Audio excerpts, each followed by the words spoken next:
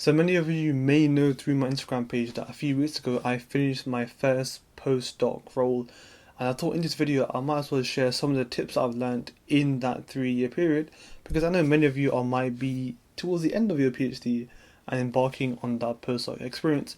So without further ado, let's go into 3 lessons I learned in my first postdoc experience. Now, the first lesson or tip regarding this kind of postdoc experience was actually related to the first month of my postdoc journey, and it's all about the notion or the requirement of intense studying in those first few weeks. Now, what I mean by this is that many of us who finish our PhDs, we go into a postdoc that might be related to our field, but not exactly, which means that we are some sort of a novice in the experts of the niche of that particular field. With mine, it was going from vascular pharmacology to respiratory pharmacology. And even though it's under the pharmacology banner, it's very different in the types of techniques they use, the drugs that they use, how they look at certain things, the cell lines that they work with. And it's a whole different immune system to look at and to understand and focus on, because there's a very heavy immunology element with regards to that postdoc. So something that I wish I did a little bit more was focus the first few weeks, not trying to impress my boss or impress other people with some of the knowledge I may or may not have, but to knuckle down and really understand the niche a little bit better.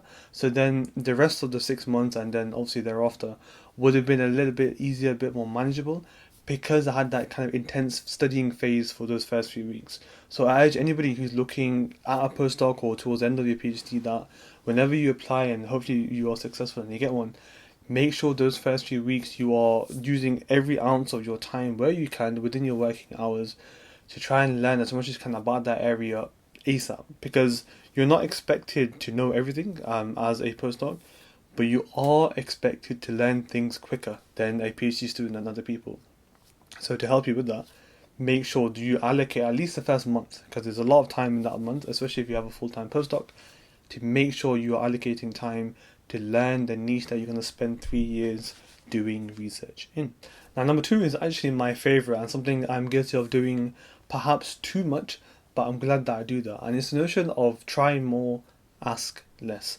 It's the notion of this little statement I learned from Ali Abdal, somebody who I follow quite a lot, about this notion of seeking for forgiveness and not seeking for permission. So asking for forgiveness, not actually asking for permission. What that means is that you carry on doing something without asking somebody, or can I do it or not. And if you end up getting in trouble, fine, you ask for forgiveness. But you crack on in doing that thing that you want to do. And in the world of postdoc, that's something that is actually really important, because you are seen as becoming more independent than a PhD student. You may be running research projects yourself, you might be supervising students, you might be taking on more responsibilities.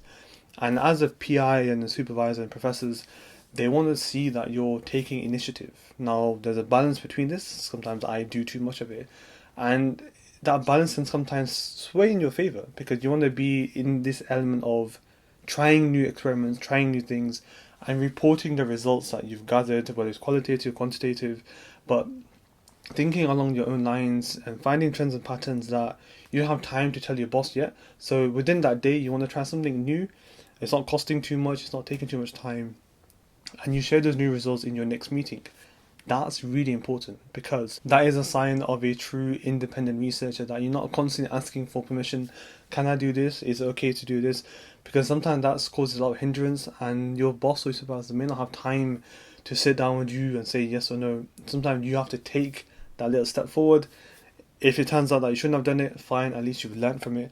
But if it turns out that that's actually some interesting data, you got some brownie points, you've done something new, you have more confidence as well, and something that's going to help you throughout the rest of your postdoc journey. So try more, ask less. Be wary of not doing it too much, that you end up getting in too much trouble, but make sure you're not just constantly asking for permission where you probably could have done it yourself and reported the data. Now, the last tip is actually very important, because it's a notion of preparing for the end. Now, something I'm guilty of not doing enough, whereas the second tip I was doing too much, is making sure that in the last 6 months you're preparing for your life away from that postdoc, because you're not there for an indefinite amount of time. Normally it's 3 years, normally it's 4 years. And that 6 months you want to start preparing for not just applying for new jobs, but that transition or that handover in regards to your actual role there. So you might be finishing off some experiments, make sure the data is nice and organized, make sure you have like a handover document in terms of the protocols and stuff that you did. So when somebody else is maybe taking over, they know exactly where the samples are. So then you're not pestered 3 or 4 months online and your ex-boss is asked you, you know, where was this, where was that. You want to make sure everything's nice and easy, so when you leave amicably, everything's great, you had a great time, and there's nothing less for you to actually do in terms of lab work or remembering things. However, there is that whole notion of then starting to apply for your next postdoc positions, making sure you can get a letter of recommendation or references from your current boss, making sure you've noted down all the techniques that you've gathered in that postdoc experience to then help you for your application for your next postdoc. And that's something, even though I knew I was going to be taking a break when I finished that, through a lot of the social media work that I'm doing now, which is helping to keep me going, then I can, after my trip to Italy, which is actually soon, next week, I can actually then sit down and decide which postdoc I want to apply for. So I had that in mind back in January and February, sort of, you know, things have developed a lot more, but I wanted to make sure I took a break after my postdoc, but I had that plan. If you're a postdoc or if you're going into one, make sure you have a plan in the last 6 months about if you want to apply for something straight away and you want to just straight transition into a new one, or if you want to take a break and make sure you've saved up enough, you're allocated enough time, you know you've got something to keep you going after you finish your term. Have a plan, especially in the last 6 months of your postdoc. So guys, those were just a few tips and kind of lessons I learned from my postdoc experience. There is more to share, more in terms of my whole, you know, feeling towards that role, my experiences, good and bad, I'm hoping to share in future videos. But I wanted just to make sure I did just share these little tips, because I know some of you might be postdocs and might be finishing soon. I want to make sure that you have these tips, and for those who are finishing their PhD soon, I know these tips will be hopefully very useful. If they are, do consider liking, commenting about which tip you find really useful, and consider subscribing if you don't mind, right over here.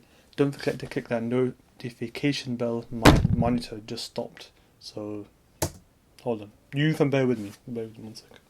There we go, it's back. There we go, it's back. Lighting is very important in these videos, you know, very important. 1, 2, 3, 4. I've got 4 lights. Try and make these videos epic.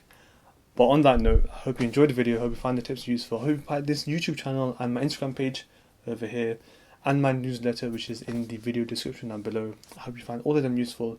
If you haven't signed up, please do so, and I shall hopefully see you in the next one. Take care. Thanks for watching. See you soon.